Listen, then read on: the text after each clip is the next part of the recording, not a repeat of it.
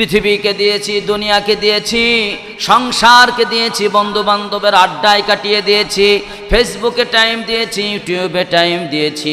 রব্বুল আলামিন আমি বুঝতে পারি নাই এতটা তাড়াতাড়ি আমার দুনিয়ার হায়াত শেষ হয়ে যাবে। এখন মালাকুল মাউতকে দেখতে পেয়েছি, আমি আর 1 সপ্তাহ বাঁচতে চাই। ওয়া আকুম মিনাস সলিহিন, আমি প্রকৃত নেককার সলিহিন বান্দা হয়ে তোমার দরবারে হাজির হতে চাই। আল্লাহ পাক বলছেন লাউলা, আল্লাহ পাক ডাক দিয়ে বলছেন ওয়ালা ইউআখিরুল্লাহু নাফসান ইযা জাআ আজালুহা, সাবধান ও আমার গোলামেরা, মালাকুল মাউত যখন এসে যাবে, আজরাইল যখন এসে যাবে, পৃথিবীর সব থেকে বড় বড় চিকিৎসক, সব থেকে বড় বড় হাসপাতালে নিয়েও তোমাকে বাঁচাইতে পারবে না। কথাকার সুনির্দিষ্ট টাইমে তোমাকে আল্লাহর কাছে পাড়ি জমাইতে হবে। ও আমার প্রিয় ভাইরা, বিশ্ব নবী জন্য বলেছে গাফেল ব্যক্তি দুনিয়ায় ক্ষতিগ্রস্ত, আখিরাতেও ক্ষতিগ্রস্ত। নবী আমার জানাচ্ছেন আল কাইয়িসু মান দানা নাফসাহু ওয়া আমিলা লিমা বাদাল মাউত। আমার উম্মতের ভিতরে সব থেকে বুদ্ধিমান ওই উম্মত। ইন্নাল হামদুলিল্লাহ إن الحمد لله الأكرم الذي خلق الإنسان وكرم وعلمه من البيان ما لم يعلم. فسبحان الذي لا يحصى امتنانه باللسان ولا بالقلم. نشهد أن لا إله إلا الله وحده لا شريك له، ونشهد أن سيدنا ومولانا محمدا عبده ورسوله الذي أرسله بالحق بشيرا ونذيرا وداعيا إلى الله بإذنه وسراجا وقمرا منيرا. فقد قال الله تعالى في كلامه المجيد وفرقانه الحميد. জবান খুলে সবাই পড়ুন আউযু বিল্লাহি মিনাশ শাইতানির রাজীম। বিসমিল্লাহির রহমানির রহিম। ওয়াল আসরি ইন্নাল ইনসানা লাফি খুসর إلا الذين آمنوا وعملوا الصالحات وتواصوا بالحق وتواصوا بالصبر. صدق الله العظيم وصدق رسوله النبي الكريم، ونحن على ذلك من الشاهدين والشاكرين، والحمد لله رب العالمين. وقال تعالى في شأن رسوله إن الله وملائكته يصلون على النبي يا أيها الذين آمنوا صلوا عليه وسلموا تسليما. اللهم صل على محمد وعلى آل محمد كما صليت على إبراهيم وعلى آل إبراهيم إنك حميد مجيد. اللهم بارك على محمد وعلى آل محمد كما باركت على إبراهيم وعلى آل إبراهيم إنك حميد مجيد. بلغ العلا كماله كشف الدجى بجماله حسنت جميع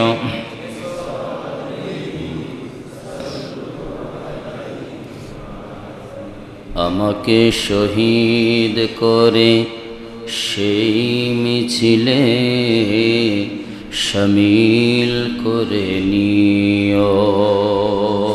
সবাই বলেন আমিন।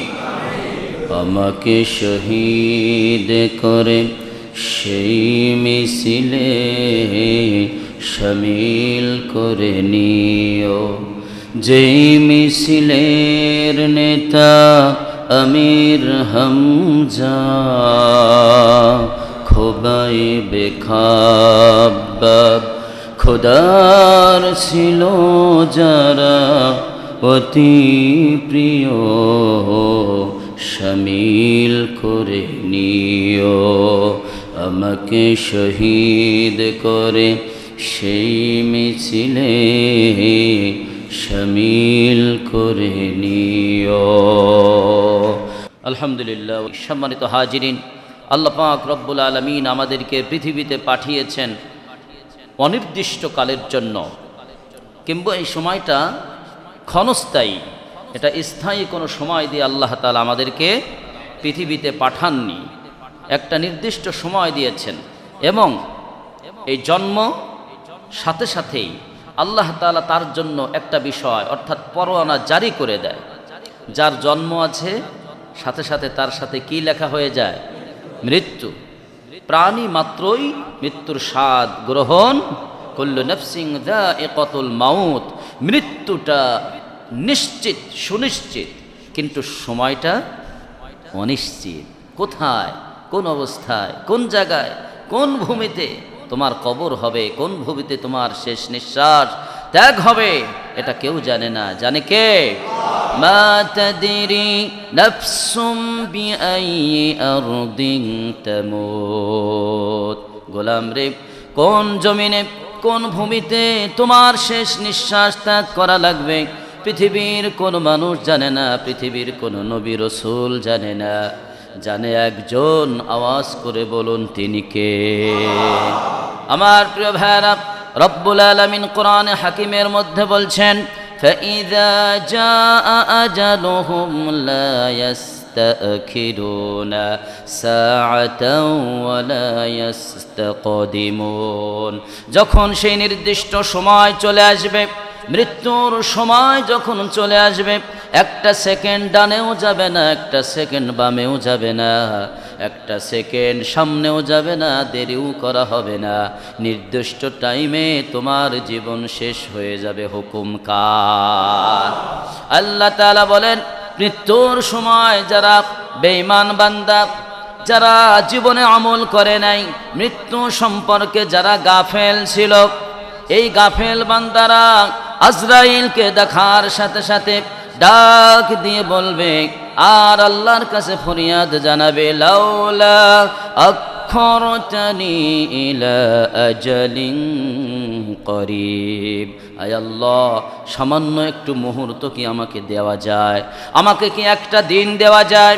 আমাকে কি একটা সপ্তাহ দেওয়া যায়? তাহলে ফাআসাদদাকা ওয়া আকুম মিনাস সালিহিন, আমি দান সদকা করব। আমার জীবনের যত সময়, এই সময়টা আমি শুধু আমার নিজের পিছনে ব্যয় করেছি। পৃথিবীকে দিয়েছি, দুনিয়াকে দিয়েছি, সংসারকে দিয়েছি, বন্ধু বান্ধবের আড্ডায় কাটিয়ে দিয়েছি, ফেসবুকে টাইম দিয়েছি, ইউটিউবে টাইম দিয়েছি। রব্বুল আলামিন আমি বুঝতে পারি নাই এতটা তাড়াতাড়ি আমার দুনিয়ার হায়াত শেষ হয়ে যাবে। এখন মালাকুল মাউতকে দেখতে পেয়েছি, আমি আর এক সপ্তাহ বাঁচতে চাই।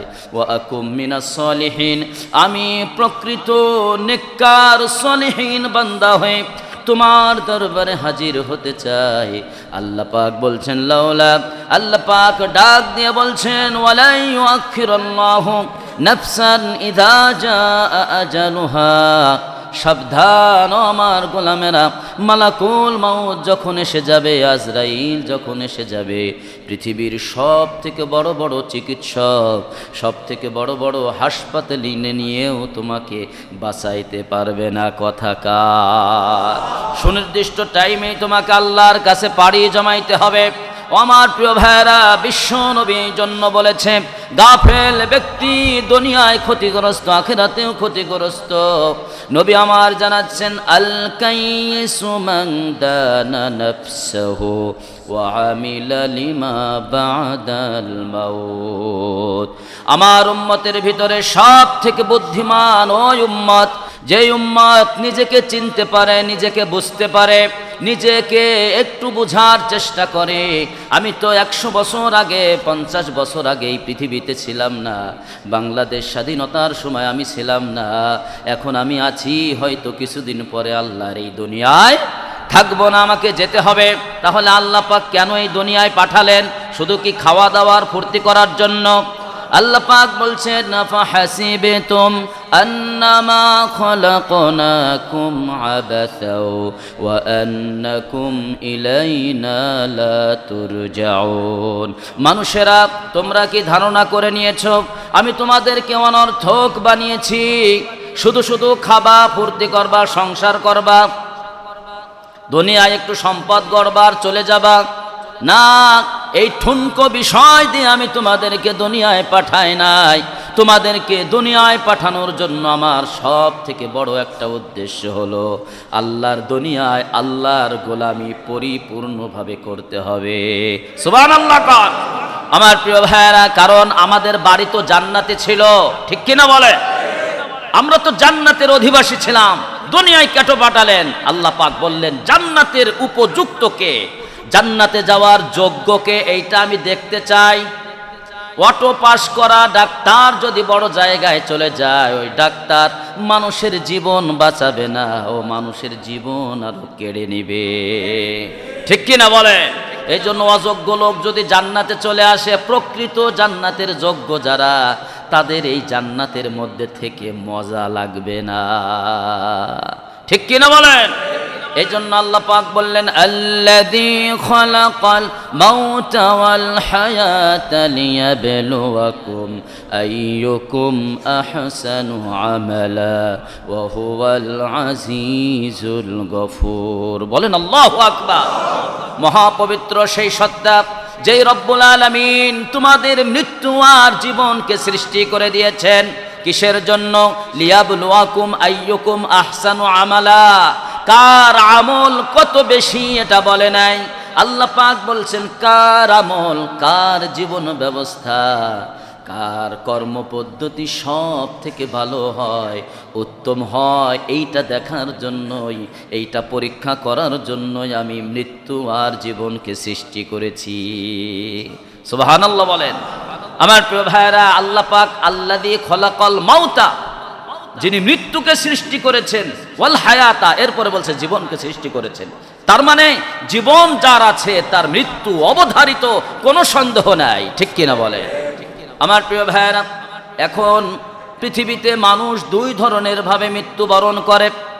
নেককার বান্দার মৃত্যুর হালত একরকম, আর বদকার বান্দার মৃত্যুর হালত অন্যরকম, ঠিক কিনা? বিশ্বনবী আমার জানাচ্ছেন, যারা আমার খাঁটি উম্মত হবে, আল্লাহর পাগল পারা বান্দা হবে, যারা আল্লাহর ইবাদতে মশগুল থাকবে, দুনিয়ার প্রত্যেকটা জায়গায় আল্লাহর হুকুমকে মানার চেষ্টা করবে, ওই বান্দার মৃত্যুর সময় যখন চলে আসবে, আজরাইলের নেতৃত্বে 70,000 রহমতের ফেরেশতা তাকে ওয়েলকাম, সুস্বাগতম, সম্ভাষণ, আহলান সাহলান জানানোর জন্য চলে আসে। আমার প্রিয় ভাইয়েরা, সুতরাং এমন মৃত্যু যদি কারো হয়, জীবনটা হচ্ছে ওয়ান টাইম, জীবনটা যদি আল্লাহর জন্য কুরবানি কেউ করতে পারে, তার মৃত্যুর সময় রহমতের 70,000 ফেরেশতা চলে আসবে। সুবহানাল্লাহ। আমার প্রিয় ভাইয়েরা, কুত্তা বিড়ালও কিন্তু মারা যায়, যায় কি না? কুত্তা বিড়ালও মারা যায়, আবার সমাজে কিছু মানুষও মারা যায়, যাদের জীবনে কোনো কালিমা নাই, যাদের জীবনে কোনো নামাজ কালাম নাই, হালাল হারামের বাছ বিচার নাই, এই ধরনের কিছু মানুষ আছে না নাই? আল্লাহ পাক বলছেন, এর মৃত্যুতে কিছুই যায় আসে না, সমাজের কিছুই হয় না। কিন্তু এমন কিছু বান্দা আছে যারা মৃত্যু বরণ করার সাথে সাথে আল্লাহর আরশ পর্যন্ত কেঁপে ওঠে। আল্লাহু আকবার। আল্লামা সাঈদী রহমাতুল্লাহি আলাইহি যেই দিন হাসপাতালের ভিতরে তিনি পৃথিবী থেকে চলে গেলেন, অনেকেই বলছে ওইখানে যারা নার্সরা ছিল আল্লামা সাঈদী রহমাতুল্লাহ আলাইহিকে ইনজেকশন পুশ করে হত্যা করা হয়েছে। ওরা মনে করছে এটা মারা যায়। আল্লাহ বলেন আমার দরবারে সে শহীদ হয়ে গেছে। কিয়ামত পর্যন্ত তারা বেঁচে থাকে, তারা মারা যায় না। কবরের ভিতরে আল্লাহ পাক তাদের জন্য রিজিকেরও ব্যবস্থা করে দেয়। সুবহানাল্লাহ জোরে বলুন। আমার প্রিয় ভাইরা, এমন জীবন তুমি করিবে গঠন, মরণে হাসিবে তুমি, কাঁদিবে গোটা ভুবন। আল্লাহু আকবার। আমার প্রিয় ভাইরা, সুতরাং এই পৃথিবীতে আর এক ধরনের মানুষ মৃত্যুবরণ করে, বদকার। এই ব্যক্তিকে যখন নিতে আসে আজরাইল, ভয়ঙ্কর রূপ নিয়ে আসে, ফেরেশতাদেরকে, আযাবের ফেরেশতাদেরকে বলে, ফেরেশতারা যাক, দুর্গন্ধযুক্ত যে চট আছে, কার্পেট আছে, এই চট নিয়ে চলে আসো। তার কারণ আমাদের পবিত্র হাত দিয়া এই নাপাক বান্দার জানটা আমরা ধরতে চাই না। ও তো নিকৃষ্ট, ও তো অপবিত্র, ও আল্লাহর গোলামি করে নাই, আল্লাহর সাথে বেঈমানি করেছে, নাফরমানি করেছে। ওর জান আমরা হাত দিয়ে ধরবো না। ময়লা দুর্গন্ধ কার্পেট নিয়ে আসো, তা দিয়ে পেঁচানো হবে। আমার প্রিয় ভাইয়েরা, সুতরাং ছোট্ট এই জীবনের সার্থকতা কি? সবাইকেই চলে যেতে হবে। যদি আমরা নেককার হয়ে আল্লাহর কাছে যেতে পারি, এই দুনিয়ার জীবন আমাদের জন্য সাকসেস হয়ে যাবে। ঠিক কিনা বলে? সুতরাং এমন জীবন আমাদের গঠন করার দরকার আছে না নাই? পৃথিবীর সবাই ক্ষতিগ্রস্ত, আল্লাহ পাক রব্বুল আলামিন বলছেন। এমন একজন বান্দাকে আল্লাহ তাআলা সিলেক্ট করে নাই, তিনি বলছেন এই পৃথিবীর সমস্ত মানুষ ক্ষতির মধ্যে আছে, ক্ষতির রাস্তায় দৌড়াচ্ছে, ওরা বুঝতে পারে না। ছোট্ট একটি সূরার ভিতরে আল্লাহ তাআলা চমৎকার করে মানব জাতির এই ক্ষতির কথা তুলে ধরেছেন। আবার কোন কোন বান্দা এই ধ্বংস, এই ক্ষতির থেকে বেঁচে যাবে, মাত্র 2 লাইনের ভিতরে আল্লাহ তাআলা সুন্দর করে বয়ান করেছে। সুবহানাল্লাহ। আমার সাথে একটু পড়ুন সবাই। আউযু বিল্লাহি মিনাশ শাইতানির রাজীম, বিসমিল্লাহির রহমানির রহিম। ওয়াল আসরি ইন্নাল ইনসানা লাফি খুসর ইল্লাল্লাযীনা আমানু ওয়া আমিলুস সালিহাত وتواصوا بالحق وتواصوا بالصبر। বলেন আল্লাহু আকবার। আল্লাহ পাক বলছেন ওয়াল আসর, সময়ের কসম, যুগের কসম করে বলছি। আল্লাহ পাক রব্বুল আলামিন বলেন, ও গোলাম, পৃথিবীর কোনো সত্য কথা কোনো মানুষকে যদি তোমরা সেইটা বোঝাইতে চাও, আমি সত্য বলছি, তোমরা কিন্তু সেই কথাটা কসম করে বলো। ঠিক কিনা বলেন? আল্লাহ বলতেছেন আমি তো তোমাদেরকে সৃষ্টি করেছি, কোনো সৃষ্টির সম্পর্কে তো আমি কসম করতে পারি না, মানুষ নিয়ে আমি কসম করতে পারি না। তোমরা কসম করবে আমার নামে, আল্লাহর নামে, আর আমি কসম করতেছি সময়ের নামে। আল্লাহু আকবার। পৃথিবীর কোনো মানুষ যদি মায়ের কসম বলে, আমি মায়ের কসম বলছি, করে বলছি এই কথাটা সত্য, আমি আমার সন্তানের কসম করে বলছি তোকে রবিবারে টাকা দিয়ে দেব, এই ধরনের কসম কাটে কি না? নবী করিম সাল্লাল্লাহু আলাইহি সাল্লাম বলছেন আল্লাহ ব্যতীত, বিগয়রিল্লাহ, আল্লাহ ব্যতীত কোনো বস্তুর নামে কোনো মানব যখন কসম করে ওইটা হয়ে যায় ফাহুয়া শিরক, ওটা কি হয়? শিরক হয়ে যায়। সুতরাং কসম এই মানব মণ্ডলী শুধু একজন সত্তার নামে কাটবে, তিনি কে? ওয়াল্লাহি, আল্লাহর কসম করে বলছি, আল্লাহর কসম ছাড়া অন্য কোনো কিছুর কসম কাটা জায়েজ নাই। আল্লাহ পাক বলছেন তোমরা সবাই আমার নামে কসম কাটবে, আর আমি আল্লাহ আমার সৃষ্টি এই সময়ের কসম করে তোমাকে এই কথাটার গুরুত্ব বোঝাচ্ছি। সুবহানাল্লাহ। ওয়াল আসর, সময়ের কসম। সময়ের দাম কম না বেশি? জোরে বলুন। প্রিয় ভাইরা আমার, সুবহানাল্লাহি ওয়া বিহামদিহি সুবহানাল্লাহিল আযীম। কয় সেকেন্ড লাগলো? 3 সেকেন্ড। 3 সেকেন্ডের একটা জিকির। নবী আমার বলছেন কালিমাতানে হাবিবাতানে ইলার রহমান, দুইটা কালিমা আল্লাহর কাছে এমন আছে, হাবিবাতানে ইলার রহমান, আল্লাহর কাছে সব থেকে প্রিয়, সাকিলাতানে আলাল মিজান খফিফাতানে আলাল লিসান, জবানে উচ্চারণ করা সব থেকে সহজ, কিন্তু এই সহজ শব্দটা কিয়ামতের মাঠে যখন দাড়ি পাল্লায় দেয়া হবে, সব থেকে এই কালিমাটা ভারী হয়ে যাবে। সুবহানাল্লাহি বলেন, সুবহানাল্লাহি ওয়া বিহামদিহি সুবহানাল্লাহিল আযীম। কি সুন্দর কালিমা, আল্লাহু আকবার। আমার প্রিয় ভাইরা, আল্লাহ পাক রব্বুল আলামিন বলছেন এই সময়ের কসম করে বললাম, আসর নামাজের কসম করে বললাম। কি কসম? আল্লাহ তাআলা যদি একটা কথা বলে, ওমান আসদাকু মিনাল্লাহি কিলা, আল্লাহর থেকে সত্য কথা কোন সত্তা বলতে পারে? বলুন, কেউ বলতে পারে? তারপরে আল্লাহ তাআলা কসম করে বলছে কি? তাহলে এই কথাটার গুরুত্ব কম না বেশি? অবশ্যই বেশি। সেই কথাটা কি? ইন্নাল ইনসানা লাফি, নিশ্চয়। আবার এখানে শব্দটা ইউজ করেছে ইন্নাল, নিশ্চয়, ইনসানা, মানব জাতি, মানব মণ্ডলী, লাফি খুস, ক্ষতির মধ্যে রয়েছে, ধ্বংসের ভিতরে রয়েছে। আল্লাহ তাআলা কি একজন মানুষের কথা বললেন না পুরো মানব জাতিকে? পুরো মানব জাতি ক্ষতির ভিতরে রয়েছে, সবাই ক্ষতির দিকে দৌড়াচ্ছে। মানুষ নিজের জীবন সম্পর্কে সচেতন নয়, মানুষ চেষ্টা করতেছে না, বুঝতে পারছে না, নিজেকে অনুধাবন করছে না কোন মোড়ে কোন জায়গায় আমার শেষ নিঃশ্বাস ত্যাগ হবে। মৃত্যুর 1 মিনিট আগেও মানুষ মনে করে না মৃত্যু আরো দেরি আছে, ঠিক কিনা বলেন? মানুষ কিন্তু এটা ভাবে 1 মিনিট আগে, 5 মিনিট আগেও ভাবে না। হাসপাতালে এসেছি, কতবারই তো আসলাম, বারবারই তো আল্লাহ তাআলা আমাকে সুস্থ করে দেয়, কিন্তু ও বুঝতে পারে না এইবারই তার জীবনের শেষ। হাসপাতালে ঢোকা, আর জীবন নিয়ে বের হতে পারবে না, তার লাশ বের হবে। আল্লাহু আকবার। আল্লাহ তাআলা বলেন সমস্ত মানুষ এই জন্য ক্ষতির মধ্যে রয়েছে। আল্লাহ পাককে আমরা জানালাম, ওগো আল্লাহ, এই ক্ষতির মধ্য থেকে যারা বেঁচে যাবে তারা কারা? আল্লাহ পাক রব্বুল আলামিন জানাচ্ছেন শুধুমাত্র 4টা কাজ যারা করবে, এই ক্ষতিগ্রস্ত বান্দাদের ভিতর থেকে আমি আল্লাহ তাদেরকে বাঁচিয়ে দিব।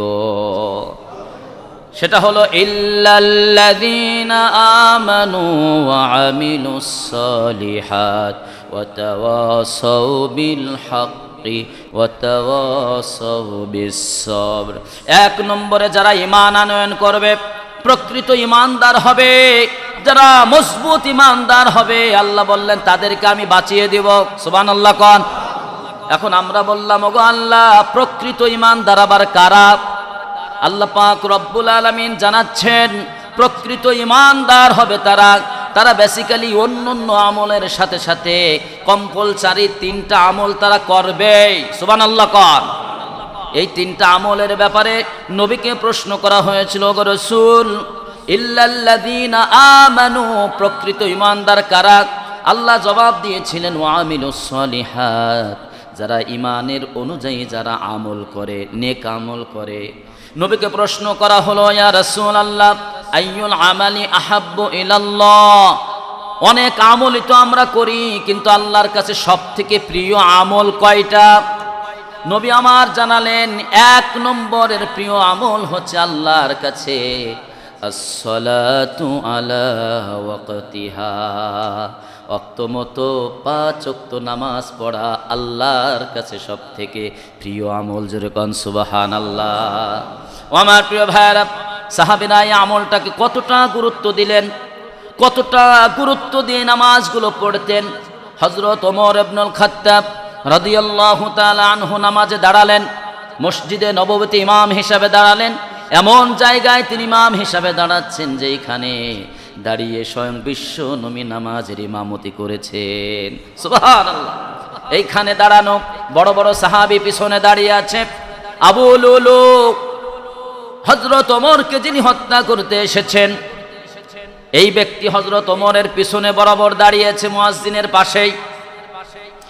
1 রাকাত শেষ হলো, দ্বিতীয় রাকাতে চাদরের ভিতর থেকে খঞ্জর বের করে হযরত ওমর রাদিয়াল্লাহু তাআলা আনহুর তল পেটে কোমরের ভিতরে বারবার ধারালো খঞ্জর দিয়ে এমনভাবে আঘাত করলেন হযরত ওমরের ভুঁড়ি পর্যন্ত বের হয়ে গেল। আল্লাহু আকবার। হযরত ওমর পড়ে গেলেন, অজ্ঞান হয়ে গেলেন। পিছনে নিয়ে যাওয়া হলো, কিছু সাহাবী তাড়াতাড়ি তাকে ধরা হলো। এইবার চিকিৎসক আনা হলো, তাকে যে কোনো কিছুই খাওয়ানো যেত, খাওয়ানোর সাথে সাথে ওইগুলো খান থেকে বের হয়ে যায়। হযরত ওমরের কিছুক্ষণ পরে জ্ঞান ফিরে এলো। এই কঠিন অবস্থায় হযরত ওমর জ্ঞান ফেরার সাথে সাথে যেই কথাটা উচ্চারণ করলেন, সাহাবীরা রে, আমি যে 1 রাকাত নামাজ শেষ করে আমাকে আঘাত করা হলো, তোমরা কি বাকি 1 রাকাত নামাজ সঠিকভাবে শেষ করতে পেরেছিলা? সেই নামাজ কি তোমরা শেষ করেছো? এটা হলো ঈমান। নামাজের ব্যাপারে তার জীবন শেষ হয়ে যাচ্ছে। ডাক্তারকে বলতে পারতেন আমার এখন অবস্থা কি, কিন্তু তিনি সব কিছু বাদ দিয়ে 1 নম্বরে বললেন, সেই নামাজ কি তোমরা সমাপ্ত করতে পেরেছিলা? আল্লাহু আকবার। ইন্নাস সালাতা কানাত আলাল মুমিনিনা কিতাবাম মাওকুতা। জোরে কোন আল্লাহু আকবার। 5 ওয়াক্ত নামাজ ওয়াক্ত মতো টাইম মতো আদায় করা ফরজ করেছেন কে? আল্লাহ সুবহানাহু ওয়া তাআলা। এই নামাজ বাদ দিয়ে পৃথিবীর কোন মানুষ ঈমানদারের পরিচয় দিতে পারবে না, তার কোনো অধিকার নাই। নবী আমার বলছেন, বাইনাল মুমিনি ওয়া বাইনাল কুফরি তারকুস সালাত। একজন ঈমানদার আর একজন কাফের বেঈমানের ভিতরে পার্থক্য হলো কি বলেন তো? এখানে বিষয় আছে, একজন হিন্দু সে দান সদকা করে কিনা বলেন? দান করে। একজন হিন্দু সমাজের বিপদগ্রস্ত মানুষের পাশে দাঁড়ায় কিনা? একজন কাফের বেঈমান সমাজ উন্নয়নের জন্য হাসপাতাল করে কিনা? একজন কাফের বেঈমান তারা কি অনেক সময় মানুষের সাথে উত্তম ব্যবহার, ভালো ব্যবহার করে কিনা? আছে না? অনেক হিন্দু ভাইরা আছে, দাদা ভাই ছাড়া কথাই বলে না, সব সময় মুখে হাসি থাকে, আছে না নাই? তাহলে তোমার সাথে তার পার্থক্য কি? অনেকেই বলে হুজুর নামাজ না পড়লে কি ঈমান ঠিক আছে? তোমার ঈমান নামাজ ছাড়া যদি ঠিক হয় তাহলে হিন্দু ভাইয়ের ঈমান ঠিক আছে? কথা বলে না। নামাজ ছাড়া যদি তোমার ঈমান ঠিক হয় তাহলে হিন্দু ভাই দোষ করলো কি? সেও তো নামাজ পড়ে না। নামাজের সময় তুমি বিড়ি টানো, নামাজের সময় তুমি ব্যবসাকে গুরুত্ব দিয়েছো। আমার যদি এখন দোকান থুয়ে চলে যায়, ব্যবসা লস হয়ে যাবে, চাকরি চলে যাবে। আল্লাহ ডাক দিয়েছে, বস যদি নারাজ হয় নামাজের কথা বলবো না, ছুটিও চাবো না। বস যদি বেজার হয়, হায় হায়, নামাজের গুরুত্বটা বোঝা নাই মুসলমান। যদি তুমি হিম্মত নিয়ে আল্লাহর উপরে তাওয়াক্কুল করে বলো, বস যদি নামাজের ছুটি না দেন তাহলে এই চাকরি আমি ছেড়ে দিতে বাধ্য হব, ঠিক কিনা বলেন? এইভাবে ঈমান নিয়ে যখন তুমি আল্লাহর উপরে তাওয়াক্কুল করে বসের কাছে যাবা, ওগো বস আমি 5 ওয়াক্ত নামাজ পড়ি, আমি আল্লাহকে ভয় করি, সুতরাং আমাকে যত ডিউটি করান কোনো সমস্যা নাই, কিন্তু 5 ওয়াক্ত নামাজের জন্য একটু সময় আমাকে ছুটি দিবেন। দেখবেন এই নিয়ত করলে, তাওয়াক্কুল করলে আপনার বসেরও মন আপনার প্রতি নরম করে দেবে। সুবহানাল্লাহ। কিন্তু আমার ঈমানই তো সেইভাবে মজবুত হয় না, নামাজের কথা মুখ দিয়ে বলেই না। আবার অনেক বস আছে আমাদের কাছে বলে, হুজুর নামাজের জন্য আমরা ছুটি দেই, এই নামাজের সময় দোকানে যায়, বিড়ি খায়, আড্ডা মারে, ফেসবুক চালায়, নামাজে আসে না। এমনও লোক আছে না নাই? সুযোগ পাওয়ার পরেও নামাজে যায় না। সুতরাং কিসের ঈমানদার? একজন ব্যক্তি তার খাতায় যদি নাম উঠাইতে চায়, নিয়মিত ক্লাস করা লাগে, বারবার হাজিরা দেয়া লাগে, তা না হলে ওই স্কুল থেকে তার নামটা কাটা যায়, সে আর ছাত্র থাকতে পারে না। আমি দিনের পর দিন, বছরের পর বছর, মাসের পর মাস নামাজ বাদ দিয়ে চললাম, জীবন চালালাম নামাজ বাদ দিয়ে। এখন আমি বলছি আমি ঈমানদার হয়ে কবরে যেতে চাই, আল্লাহ বলে ঈমানদারের লিস্টে তোমার নামই নাই, অনেক আগেই কাটা হয়ে গেছে, লিস্টে তোমার নামই নাই। আমার প্রিয় মুসলমান ভাইরা, নামাজ পড়ার দরকার আছে না না? কয় ওয়াক্ত পড়বেন সবাই বলেন, কয় ওয়াক্ত? লিল্লাহি তাকবীর। আল্লাহ তৌফিক দিন, সবাই বলেন আমিন। 2 নম্বর নেক আমল, রাসূলকে প্রশ্ন করা হলো সুম্মা আইয়ুন ইয়া রাসূলুল্লাহ, 2 নম্বর শ্রেষ্ঠ আমল কোনটা নবী আমার জানালেন? ক্বালা বিররুল ওয়ালিদাইন, মা বাবার সাথে সব থেকে শ্রেষ্ঠ ব্যবহার করতে হবে। সুবহানাল্লাহ। বন্ধুর সাথে হাসি ছাড়া কথাই নাই, বসের সাথে মাথা নত করে কথা বলে, একবার উঁচু আওয়াজে কথা বলে না। আল্লাহ পাক বলছেন, ও গোলাম, পৃথিবীতে যত মানুষের সাথে তোমার সম্পর্ক আছে সব থেকে কোমল, সব থেকে সম্মানজনক ব্যবহার করবা তুমি তোমার মা বাবার সাথে। সুবহানাল্লাহ। রিদার রব্বি ফি রিদাল ওয়ালিদাইন, সাখাতার রব্বি ফি সাখাতাল ওয়ালিদাইন। কারণ মাতা পিতা যদি তোমার উপরে খুশি হয়ে যায়, আল্লাহ তোমার উপরে খুশি হয়ে যাবে। আর মা বাবা যদি তোমার উপরে বেজার হয়ে যায়, তোমার উপরে বেজার হয়ে যাবে কে? সুতরাং মা বাবার সাথে উত্তম আচরণ করতে হবে। পৃথিবীতে আল্লাহর ইবাদতের সাথে কোনো কিছুকে আল্লাহ মিশ্রণ করে নাই, কিন্তু আল্লাহর ইবাদতের সাথে একটা কথা একই আয়াতের ভিতরে আল্লাহ বললেন, আমার ইবাদত ছাড়া কারো ইবাদত করবে না, সাথে সাথে মা বাবার সাথে সব থেকে উত্তম ব্যবহার করবে। সুবহানাল্লাহ। ক্বাদা রাব্বুকা আল্লা তা'বুদু ইল্লা ইয়্যাহু ওয়া বিল ওয়ালিদাইনি ইহসানা। আমি ছাড়া কারো ইবাদত করবে না, একই আয়াতের ভিতরে আল্লাহ তাআলা ভিন্ন আয়াতে বলে নাই আমার ছাড়া কোনো ইবাদত করবে না, মা বাবার সাথে উত্তম ব্যবহার করবা। সুবহানাল্লাহ। প্রিয় ভাইরা আমার, অনেক মানুষ আছে কত দেখা গেল টাকা পয়সার মালিক হয়েছে, বড় চাকরি পেয়ে গিয়েছে, এরপরে তার সন্তান হলো, বিবাহ হলো, এখন মা বাবা একেবারে 4 সাবজেক্ট হয়ে গেছে। কি বলেন? মা বাবা 4 সাবজেক্ট না? প্রিয় ভাইয়ের আমার, মা বাবা যে তোমার আল্লাহর পরেই মহান বড় 2 সত্তা, এই সত্তাকে যদি আমরা ভুলে যাই আমাদের জীবন কমপ্লিট নয়, আমাদের জীবন পূর্ণাঙ্গ কামিয়াব হবে না। প্রিয় ভাইয়ের আমার, মা বাবাকে কেন ভালোবাসবেন না? মা বাবার মতো ভালোবাসা পৃথিবীতে আপনাকে কেউ দিয়েছে? বলতে পারবেন কেউ দিয়েছে? যদি কেউ ভালোবাসে, আপনি দিন শেষে দেখবেন ও স্বার্থের জন্য আমাকে ভালোবেসেছে, ঠিক কি না? 1-2 সত্তা আল্লাহ সৃষ্টি করেছেন। এক, আল্লাহ রব্বুল আলামিন তোমাকে বিনা স্বার্থে অক্সিজেন দেয়, তোমাকে এত সুন্দর অবয়ব দিয়ে সৃষ্টি করেছেন, তোমার প্রত্যেকটা অর্গানকে আল্লাহ তাআলা পরিচালনা করেন সুস্থভাবে, কোনো কিছুই তোমার কাছে চায় না। তোমার টাকা পয়সা চায় কি? আল্লাহ চায় টাকা পয়সা? কিচ্ছু চায় না, বান্দা যেন সঠিকভাবে চলে আর আমার ইবাদত করে। আর আরেকটা সত্তা মা বাবা, বিনা স্বার্থে তোমাকে ভালোবাসে। মৃত্যু হয়ে যাবে, মা বাবার সব সহায় সম্পত্তি, সমস্ত অর্জন অ্যাসেট সন্তানের জন্য অটোমেটিক দিয়ে যাবে। আল্লাহু আকবার। সুতরাং তাদের সাথে ভালো ব্যবহার করার দরকার আছে না নাই?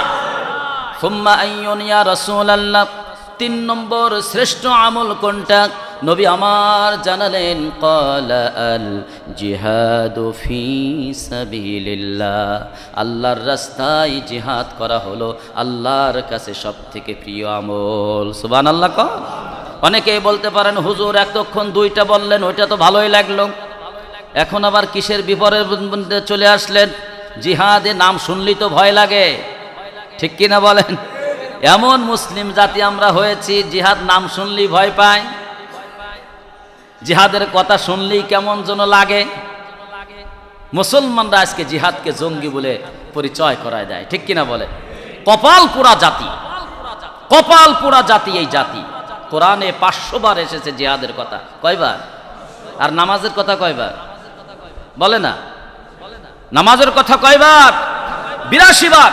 82 বারের কথা বললে আপনার ভালো লাগে, আর যেই বিষয়টা 500 বার আসলো ওই কথাটা বলার পরে আপনার মন খারাপ। আপনি কি মুসলমান? মুসলমান হলেও আপনার ভেজাল আছে, ঠিক কিনা বলে?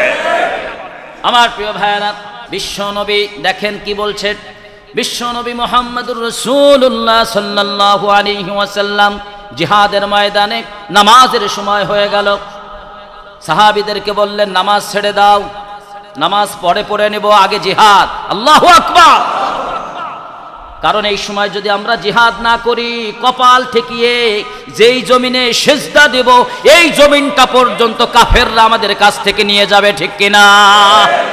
আমার প্রিয় ভাইরা, বাংলাদেশটার দিকে অনেক আগের থেকে শকুনের নজর আছে না নাই?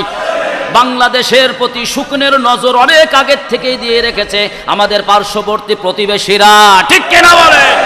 যখন এই জমিনকে রক্ষা করতে যেয়ে যখন জিহাদের ময়দানে আমার হাদি ভাই যখন দাঁড়িয়ে গেল, ওই ভারত ইন্ধন দিয়ে টাকা পয়সা দিয়ে আমার মুজাহিদ হাদি ভাইকে তারা গুলি করে শহীদ করেছে। বাংলার মুসলমানেরা যতদিন পর্যন্ত বেঁচে থাকবা ভারতের আধিপত্য মেনে নেওয়া হবে না, ঠিক কিনা বলে? আমাদের শরীরে এক পরিমাণ রক্ত থাকতে, বিন্দু পরিমাণ রক্ত থাকতে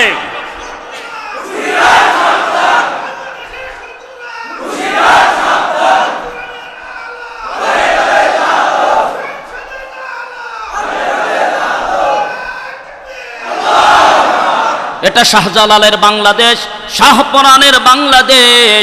তারা নারায়ে তাকবীর আল্লাহু আকবার দিয়ে গৌর গোবিন্দর প্রাসাদকে ধ্বংস করেছে। নতুন কোন গৌর গোবিন্দ শাহজালালের জমিনে আর ঠাঁই পাবে না। প্রিয় ভাইয়ের আমার, সুতরাং এই হাদি ভাইয়ের কি দোষ ছিল? শুধু সঠিক কথা বলেছে, বাংলাদেশকে সঠিক রাস্তায় দেখতে চেয়েছে, ঠিক, কোনো দোষ নাই।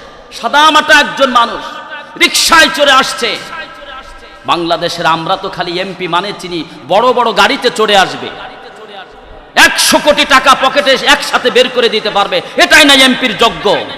বাংলাদেশের মানুষের মস্তিষ্ক নষ্ট হয়ে গেছে, ঠিক কিনা বলে? এমপি মানেই বিরাট বিরাট গাড়ি আর বাড়ি তারা দেখতে চায়। রাসূল সাল্লাল্লাহু আলাইহি ওয়াসাল্লামের এমপি ছিল যারা 3 বেলা ঠিক মতো খাইতে পারে নাই, তাদেরকে এমপি বানিয়েছিল, ঠিক কিনা? আমাদের কাছে যখন টুপি মাথায় দিয়া সামান্য একটা দুর্বল পোশাক পরে এসে যখন ভোট চায়, বলছে ও ভোটের যোগ্যই না, কিসের এমপি হবে? কেন ভোটের যোগ্য না? ওর টাকা আছে নাকি? ওর কি বাড়ি আছে? ওর কি গাড়ি আছে? অর্থাৎ আমাদের মস্তিষ্কে পচন ধরেছে, ঠিক কিনা? অথচ 1 নম্বর দেখা দরকার ছিল এই লোকটা সৎ কিনা, এই লোকটা শিক্ষিত কিনা, এই লোকটা দুর্নীতির বিরুদ্ধে কথা বলে কিনা, ঠিক কিনা বলে? এই জাতি ততক্ষণ পর্যন্ত কামিয়াব হবে না, বাংলাদেশের পরিবর্তন ততক্ষণ হবে না যতক্ষণ না পর্যন্ত সৎ, যোগ্য, খাঁটি দেশপ্রেমিক যারা টাকা পাচার করবে না, দুর্নীতি করবে না, এই সকল মানুষদেরকে এমপির আসনে না বসাবে, আল্লাহর কসম বাংলাদেশ পরিবর্তন হবে না। সুতরাং এই হাদির বাংলাদেশ, নতুন এই হাদি জীবন দিয়ে আমাদেরকে শিক্ষা দিল, বাংলাদেশে হাদির মতো সোনার ছেলেদেরকেই এমপির আসনে আমরা বসাবো ইনশাআল্লাহ। আল্লাহ কবুল করুন, সবাই বলেন আমিন। আল্লাহ পাক হাদি ভাইকে, আয় আল্লাহ, তোমার এই যুবক মুজাহিদ বারবার শহীদ হতে চেয়েছে। জিহাদ মানে নবী বললেন যে জিহাদ আল্লাহর কাছে প্রিয় আমল। আমরা মনে করি জিহাদ মানে খালি তরবারি নিয়ে ঝাঁপিয়ে পড়া, না, অন্যায়ের বিরুদ্ধে সঠিক কথা বলার নামই হলো বড় জিহাদ। সুবহানাল্লাহ কোন? আকবরুল জিহাদ বলছে, সবচেয়ে বড় জিহাদ। অন্যায়ের বিরুদ্ধে সঠিক কথাটা উপস্থাপন করো, এটাই তোমার পক্ষে বড় জিহাদ হয়ে যাবে। সুবহানাল্লাহ। আমার প্রিয় ভাইরা, আসুন হাদি ভাই জীবন দিয়ে চলে গেলেন। ছোট্ট একটা মাসুম বাচ্চা, মাত্র 1 বছর বয়স, সে আর কোনো দিন আব্বাকে আব্বা বলে ডাকতে পারবে না। হাদি ভাই শিক্ষা নিয়ে আমাদের এই মানচিত্র, আমাদের এই ভূমি কোনো আধিপত্যবাদী শক্তির কাছে আর আমরা তুলে দেব না। আমরা মেরুদণ্ড সোজা করে আমার এই নতুন বাংলাদেশকে আমরা সাজাবো ইনশাআল্লাহ। আল্লাহ পাক আমাদের তৌফিক দান করেন, সবাই বলেন আমিন। আখির দাওয়ান আলহামদুলিল্লাহি রাব্বিল আলামিন। শুধু বলে দেই, এই যে জিহাদ, এই লাইন চলতে গেলে বিপদ মুসিবত আসবে, ওয়াতাওয়াসাউ বিল হক ওয়াতাওয়াসাউ বিস সবর, তখন সত্যের উপদেশ দিবে এবং বিপদ মুসিবত আসলে ধৈর্য ধারণ করতে হবে। আল্লাহ তৌফিক দান করেন, বলেন আমিন। আখির দাওয়ান আলহামদুলিল্লাহি রাব্বিল আলামিন।